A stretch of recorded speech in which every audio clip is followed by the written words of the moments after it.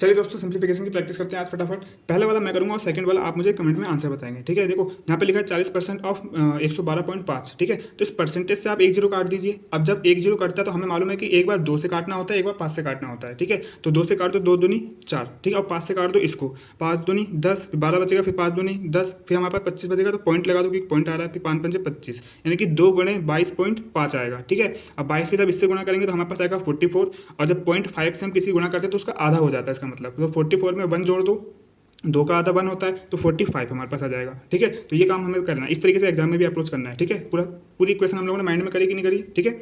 अब 9 चौक 36 बराबर, इसको हम x मान लेंगे, यानी कि x%। तो x% का मतलब होता है x/100 गुणे 15 गुणे 12, ठीक है। अब हमें क्या करना है, इन दोनों को जोड़ दो, 40 और 30 70, 6 5 11, 70 और 11 81।